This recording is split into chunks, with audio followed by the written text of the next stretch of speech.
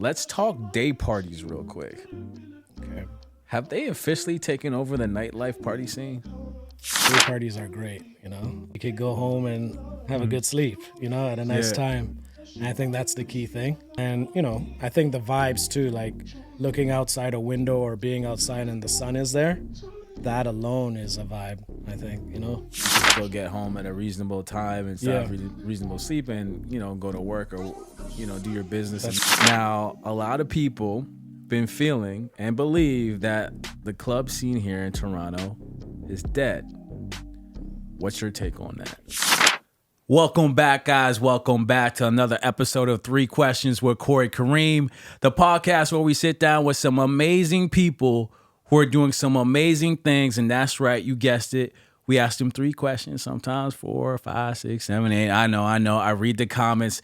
But rather than just talk about their wins or their successes, we tend to start the conversation around their failures and more specifically, the lessons they learn from those individual experiences. So with that being said, my guest today is the man behind some of Toronto's most iconic nightlife experiences, from transforming venues into cultural hotspots to shaping the city's entertainment scene for over 2 decades. Wow. My guest is not just a party promoter. No. Put some respect on his name. He's a brand builder, a community connector, and a master of vibes. So, without further ado, Junior Jones, welcome to the podcast, brother. Thank you, brother. And thanks for that great introduction. I appreciate it. So I know I gave you a little bit of a lightweight introduction there, but for my audience, for my listeners, for the people watching, is there anything you'd like to add to that introduction that I just gave you? No, that was a great intro. I think one thing that stood out about the introduction was that it's more than just party promotions. Mm-hmm. We're bringing people together. We're curating experiences. Yeah. We're working with brands. We're providing hospitality. There's a lot that's in mind when we're delivering these events. Love it. So, and by the way, I've actually never been to one of your parties, man. Wow. I've heard about your parties. Really? Everyone talks about it. Everybody I know knows your parties. Yeah. Right? But I don't think at least not that I could think of. Yeah. Because first of all, I don't be partying in Toronto.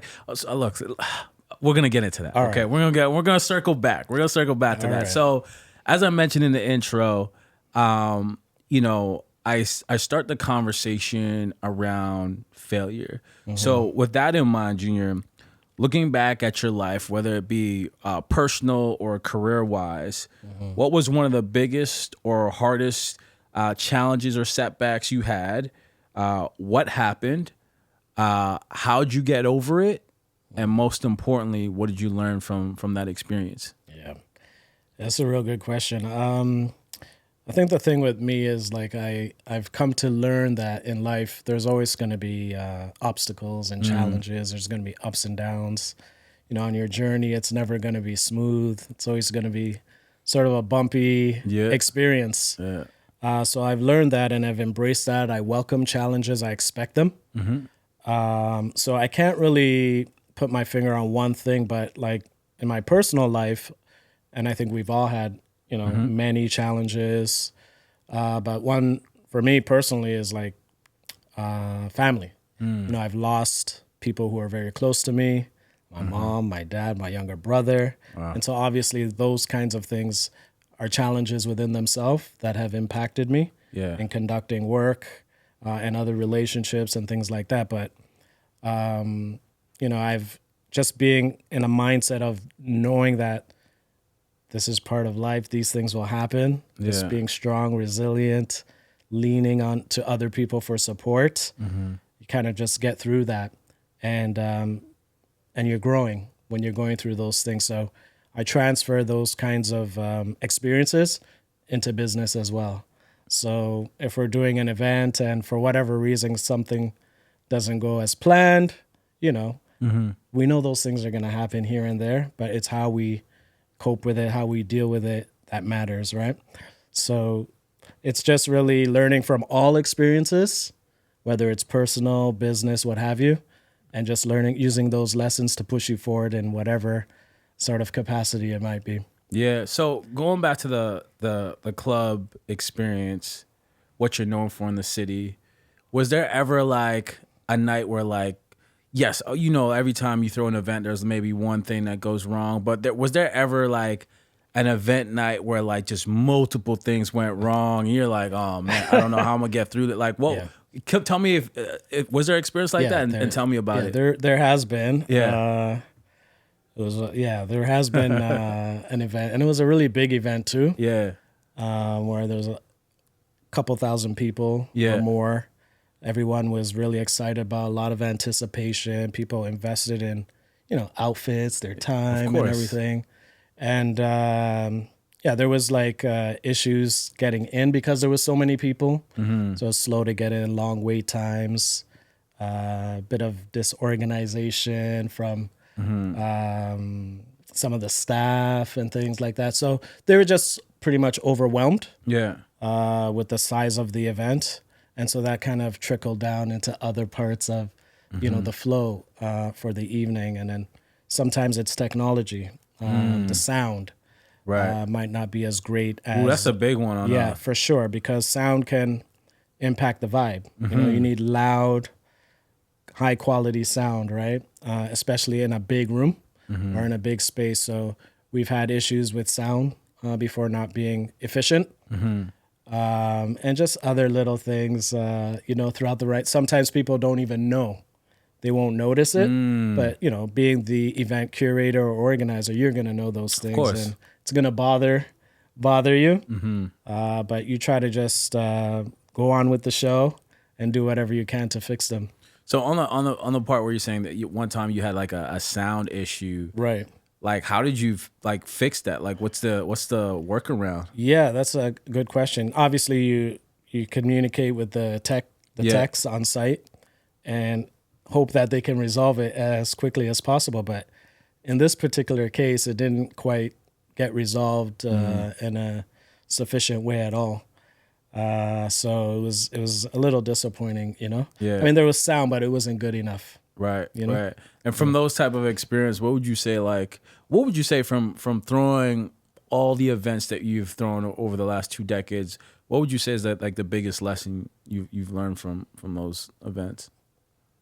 Wow. I don't know. My goal for every party is to make sure people are have a great time, a good experience. Sometimes we want to inspire people in whatever way we can. Yeah. Just evoke emotions of joy, excitement, feel good, nice vibes, and whatnot. But I've learned that everyone has different preferences. Mm-hmm. I try to accommodate everyone, but you can't. Right. You're not everyone, right? But you can do your best to put on a great event to the best of your ability. Offer the best in every category, from music, venue, all the things that make up a good event. And, hopefully people receive it well. Right. Yeah. Well, you see, you said something that just like came to mind, made me just think of something. You said you can't please everybody, and you're absolutely right. I remember, I don't know if it was Bill Cosby said, I don't know what the key to success is, but I do know the key to failure is trying to please everybody. Right.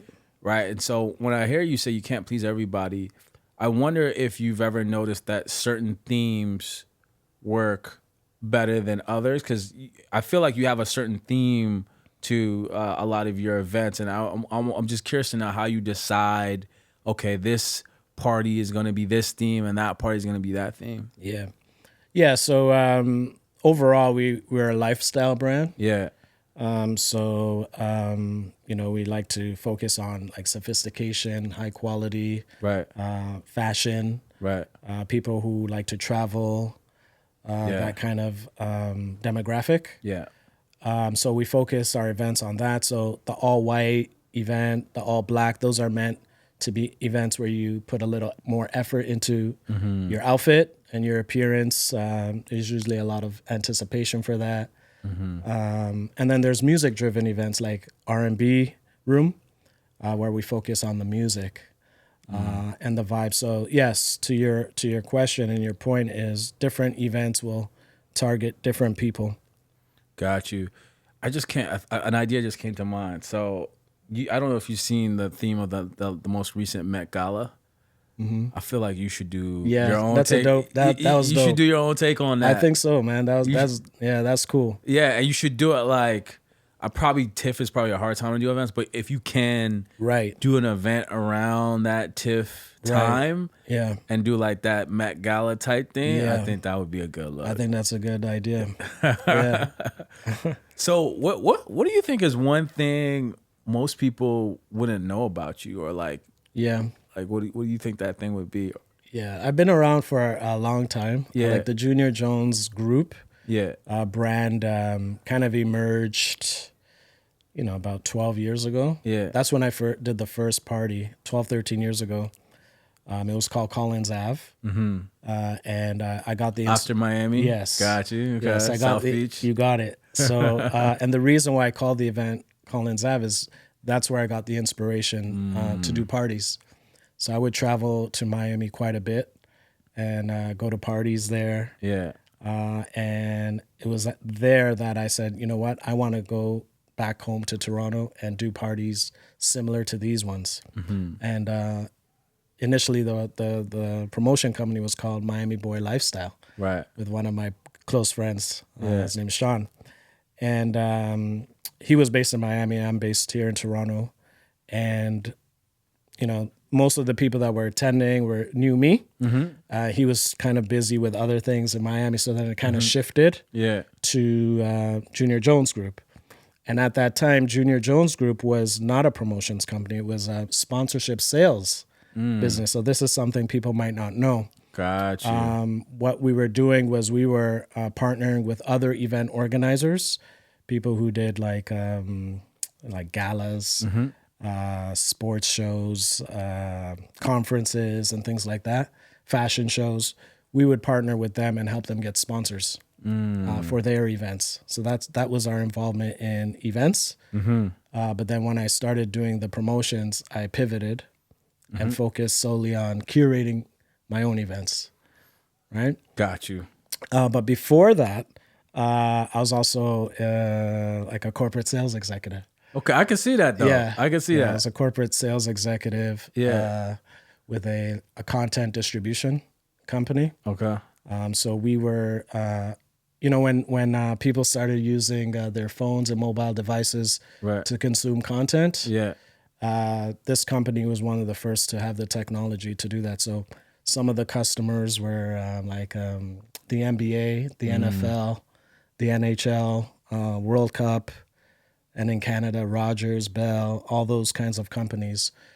We would, do business with them and provide them with the technology to stream media and content and all that. So what I'm hearing, you took a transferable skill set. You got it. And you made it work into a completely different avenue. I like it. Yeah. So what happened was that was all there was no real passion for that, right? It was a great industry, a great job. I loved it. But my real passion was entertainment and bringing people together and so that's when I shifted all my focus there. Love it, man. All right. Now, I've been really waiting to ask you this. So now it's no secret that you throw, host, and promote some of the hottest parties and events in the city. With that in mind, what was your journey like getting to this level? And what makes you different from other promoters in the city? In other words, Junior, what's the blueprint, bro? Wow. Good question. Because like we were saying before off camera, I remember when Wayne Warner was the guy. Right. And then I'm not in the scene like that. But for me, it just seems like you came out of nowhere and just kind of replaced those Wayne Warner parties. Yeah. Like I said before, I've been around for a long time, even before people started recognizing the name or before it was a brand or a promotion company. So back in the day, I was a DJ. Many, many years ago, I was a DJ and I, went to events a lot. And so I began meeting a lot of people, and a lot of people knew me. And so I was always in the circle, knew a lot of promoters and things like that, traveled a lot.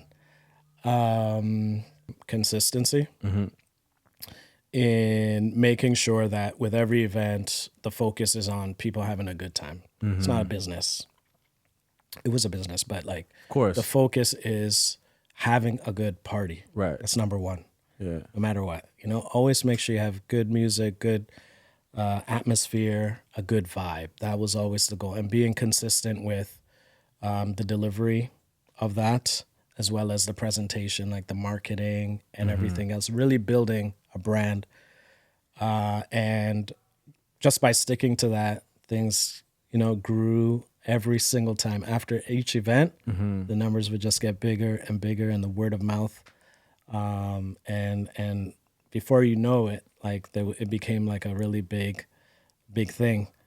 And then I would take my time with doing the next event, right? I wouldn't do them too quick. Yeah.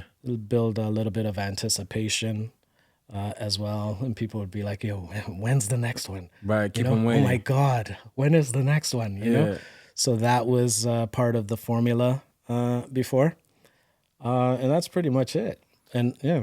Yeah, so how many events do you do a year on average? Roughly? Currently, I would say like 7 or 8. 7 or 8. Okay. Yeah. Got you. And so let me ask you this. Because obviously I feel like I could be wrong in saying this. The party promoter space could feel competitive or crowded. Yeah. Let's say that word. I think you might have answered this already, but I'll just ask you directly. What do you think makes you different or separates you from all the other guys trying to do what you do? Yeah. I just stick to my what I like to do. I don't really pay too much attention to how other people do their events. Yeah. I have a lot of respect for all the other promoters. Some of them inspire me, but yeah, I just kind of stay in my own lane, stay focused on my vision, and that's been working. Got you. What would you say is a common mistake you see promoters do? I think sometimes over promotion. So that would that be like, let's say my party is July 1st, and I started promoting in like what, March? Is that over promoting, or like how would you call? So I have a tendency to announce events pretty late. Yeah. Which is, I don't know if that's a good thing or a bad thing, but what I meant was just too much in your face. No matter when you launch it, it's okay to launch it 3 or 4 or 5 months before, but I think it's the frequency in which you are, the messaging, and how you do it. I think you need to be consistent with how you do it, and have really nice visuals, again, that are consistent with you, right? It has to really, what's the word? Connect with people and resonate with them. And it has to be authentic. And I think if you could do that, then you'll have a good results. Right. Now, you mentioned something earlier about saying like you just stick to what I'm paraphrasing here, you stick to what you do best. So what do you think your brand is in the kind of club event curation space? Like, what do you think that brand is for you? Yeah, I would say it's a lifestyle brand. Yeah. That's I would call it like urban upscale. Yeah. Urban upscale. I like that. That's a nice little twist. Yeah. Urban upscale. I dig that. Yeah. Okay. Now, let's talk about the Toronto club party scene here for a second. Yeah. Now, a lot of people been feeling and believe that the club scene here in Toronto is dead. What's your take on that? Yeah, I think it depends on, I think a lot has to do with how old are you? Like firstly, are you in your 30s, 40s? Are you in your 50s? If you're a little older, you might say, yeah, it's dead because you can't really resonate with anything that maybe that's going on. There might not be as many clubs that cater to that age group. Whereas a younger person who's in their 20s might be. Right. There might be a whole bunch of. Actually, I was walking down the street on King Street last Friday. Yeah. And it was packed. And I couldn't believe it. Oh, there was a lot of young people there. Yeah. And every block had a huge lineup of people, young people trying to get into a party. So if you were someone walking on King Street and you saw that, I don't think you would say the club scene is dead. Fair. But if you're an older person and there's one party a month, then yeah, you're gonna think it's dead. But I think another thing, that way to distinguish this thing is that there's clubs that have a weekly program, but then there's also events. I think when you get older, you move away from the clubs, going out on a weekly basis with your crew or your friends or whatever, and you wait for events, right? I like that distinction. Once a month, once every 2 months, something that, you like, oh, I get to dress up now for this Met Gala type of event, or this all white event, or this all black, or I love R&B. Let me go to this R&B music event or what have you. So I think that's what I'm seeing now, is that they're more event driven as opposed to club driven. You're following promoters or event organizers. And those are a little bit few and far between, but that's, it's not as consistent or frequent. Listen, I love the way you just phrased that. I think when you get older, you go from more club scene to more event driven. That's right. Outings. That makes sense to me. I can track that. Yeah. But are you going on record saying that the club scene in Toronto is not dead?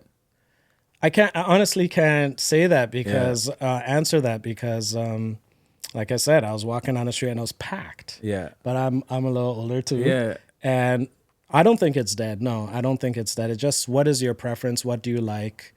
And you just have to find it. And I think it's all there for you if you just look for it. Right. But you are acknowledging, I guess it gets harder to find where to have fun when you get older. Yes. And that's what the challenge is. But that's where you come in, right? Yeah. So with that being said, though, kind of as a follow-up to that, what do you think or what do you believe was the best club era in Toronto? Like, I have my thoughts. Listen, I'm always going to pick when I was young. But I feel like that early 2000, mid 2000 era was the best. But then to your point, what you just said, I look at how old I was. and for me, I was in I was coming from 19 into my early 20s, right? So that's the time where so many things are available to you. But I also feel like culturally, the city, I felt like, if I just use like Caravana as an example, I just felt like Caravana was a bigger event back then. I agree. 100%. So there was a lot more parties going on. For sure. Yeah, that era where you remember everyone always talks about this, the Friday night on Yonge Street. Right? Yeah. That was a party in itself. Yeah. You didn't even need to go into any clubs. That's right. I think that era was amazing for the city. Everybody wanted to be in Toronto, right? People from New York, Chicago, Detroit, New Jersey. So that era was great. The era where Richmond had a club every step you take. There's another club there. The days of like Fluid and all those clubs back in the day. That was a really good time. What would you say is your favorite club from back in the day? I liked Fluid. Fluid was cool on Thursdays. Yeah. Thursday nights was a vibe. What would you say is a runner up to that from back in the day? Cause for me, I'm thinking like my memories I have. If I'm thinking about distinct club memory spots, the Docks. The Docks, was one. Man, what was another one that was standing out to me? I don't know. I'm just thinking of Docks right now, but there's another one that will come to me. Yeah. A runner up. Jeez. I don't know. See, I was pretty event driven back then too. Okay. I didn't really, except for Fluid. There wasn't really a club where I said, "Hey, man, I need to be there every Friday or every Saturday." It wasn't really right. Right. And I remember there were so many that kind of popped up and then popped off. Right. Like I remember there was like Club Phoenix, and then there was something like 21 or something like that.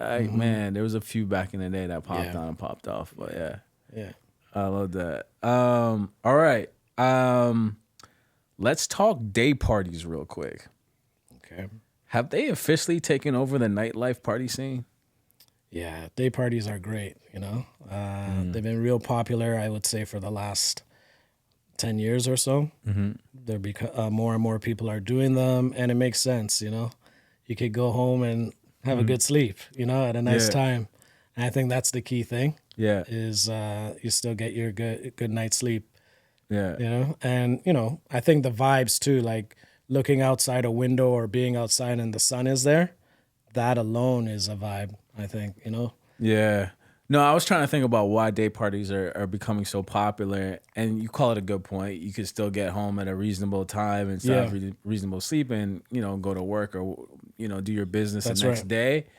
But you know, for a city like Toronto, where it's cold, like 7 out of 12 months, day parties, you feel like it gets limiting a little bit, right? But I just been seeing so many different themes around day parties, whether it's on streets or whether it's in an actual like club event location. And I'm just like, I wonder what the fascination is. Like I've been to a few, and I like them, and especially like in the States on a Sunday, right? The Sunday fun days or the Sunday brunches are a big thing. I see that trend happening here too, and I'm sure you're like tapping into that. 100%. I mean, early on, I was doing day parties, and that's what really got things going. Were the day parties? Yeah, there weren't that many at that time, and people really gravitated towards them. They loved it. It was new. You know, we've been going to night parties for decades. So when the day party came around, it was something new and refreshing. I think that's why people really liked it. Right. So do you feel like day parties have overthrown the nightlife parties? Yeah, I think so to a degree, depending on, again, demographics and your age and whatnot, but especially for older people, I would say, yeah. So here's the thing. The Toronto, like the overall, the Toronto party scene, let's just call it that, whether day party or nighttime, where do you think the city has to like go to get to the next level? What do you think that next level is for the city? Because you obviously you like Miami. We're never gonna be in Miami. Let's just call a spade a spade. But like, let me take a step back. Is there another level for us to reach? Do you feel like there is, or? Yeah, I think there's always room to grow and get better. Yeah. What that is, I don't know. I think spaces, we need some new spaces. We're kind of limited. Like venue locations. Venues. Yeah. We're limited in that regard. And we need more creativity. Yeah. I think we have, our city is full of so many smart, creative people. And I think we just need to apply that more and not look to Miami or New York or Los Angeles and do our own thing and embrace it and push it forward. You know what I think is kind of, maybe I'm wrong in this, but I think what could be unique to us is basement jams. Because I remember in like high school, like you weren't old enough to kind of go to the clubs yet. Yeah. And like basement parties were like kind of like the thing until you could be old enough to go to the clubs. So I'm like, I'm sure this has been done, but maybe not at scale. But could you recreate like Absolutely. There are people doing that. Yeah. There are people doing that now. Yeah. I went to one last month. Oh, wow. Where it was in a basement. Yeah. And it was great. It was amazing. The energy was amazing. Yeah. Yeah. So there are people, there's great promoters in the city doing new things. We just need more and more and more of it. Yeah. Because you know what I'm thinking? I really want Toronto to get back to that like when everyone thought Sean Paul was from Toronto vibe. That era, you know, like I felt like, you know, that era, like I felt like, I want to say we've lost our cachet, but it felt like our light has been dimmed a bit. Yeah, I agree. And that's okay too. I think we'll get it back. Yeah. I believe we will get it back. It's a great city. Yeah. With great people in it. We have mega stars from our city and whatnot. We have great athletes from our city. We have so much talent, so much diversity, and whatnot. We're one of the largest cities in North America. We're world renowned. So I believe that, you know, just like the first question, my answer to the first question, where it's not a smooth journey, you know, there's ups and downs, and I think we're going to rise again. Yeah, yeah. Yeah. And you know what? Actually, I just thought of this as you're articulating your answer. A trend that I've been seeing on YouTube is like these like I'm gonna call them like apartment parties. Like these DJs, they look like they're in right. like a loft of some And sort. there's a whole bunch of people behind them. Yeah. See, look at that. All that is cool. Like these Yeah. are all new, innovative trends that are happening, and I love seeing that kind of thing. Yeah. Is anyone doing that up Oh here? yeah, a lot of people are doing Okay, that. okay, Yeah. okay. And it's being well received. It's going viral. It's new, Yeah. It's great for social media. Yeah. And I love seeing stuff like that. Yeah. Definitely a lot of creativity in this Yeah. space. Now, Junior, as I ask my last kind of major question to you before we pivot here for a second, Yeah. to the person out there that's just getting their beat wet in the club promotion, event planning, event curation space, and they want to, be just like you or be their own version of you, right? If you can only give that person one piece of advice, Yeah. what would that piece of advice be? Firstly, make sure it's your passion. That's key. And it's kind of cliche, but you have to love what you're doing. Yeah. That's key, number one. So if you love what you're doing, this is, this is what you want to do, then put your heart into it. Blood, sweat, and tears, be consistent, lean on other people in the industry, get support, get people around you, create a team, and just stick at it and have a vision and purpose. And again, work at it every day, and the time will come when things develop. Got it. Yeah. I love that. Now we're going to pivot here for a second. Now we're going to actually get to the 3 questions part. All So right. to give you some context, Junior, last summer when I turned 40, I went to Costa Rica. I locked myself in a cabin in the middle of the jungle. Oh, shoot. And I was on like a retreat. And while I was like self-isolated, I came up with this saying came to me, and it said, no one will talk you into or out of more things than yourself. So I decided to come up with my own kind of card game, but it's not for dating purposes, but it's kind of a game that you play.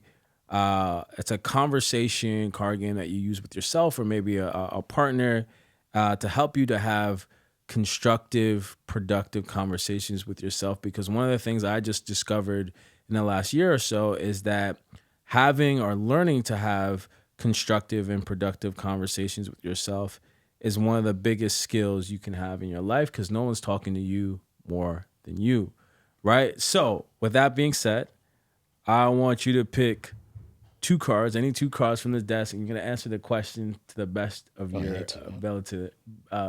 ability. Okay. There you go. And you can read the question out loud and then answer it. Oh, boy.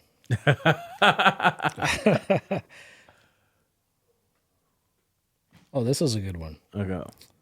Name one thing you used to be afraid of or uncomfortable with, but now do comfortably or well. Mm-hmm. Do you remember what I said to you earlier?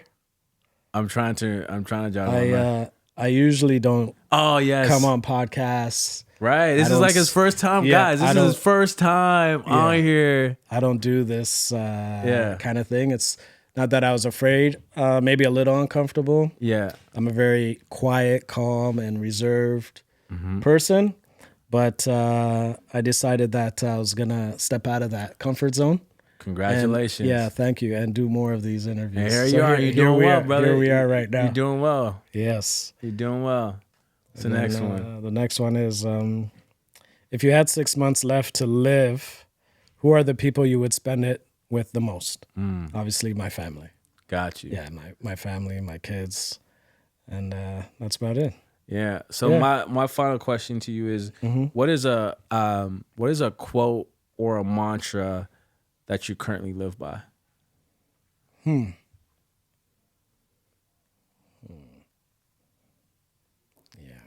that's a good one.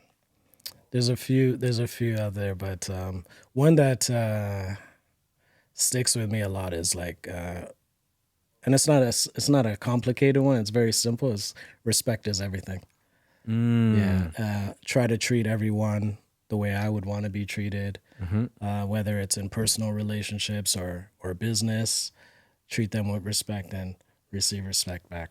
I love that. And it reminds me of what my friend said. She's like, you should always be a nice person, because you never know when that person's going to come back around, right? Like, you be nice to people, because things are always in flux and changing, and you might be the boss one day, and the next day you have to partner, might be working for somebody. That's right. And if you treated them like, right, then you already know how that's going to be.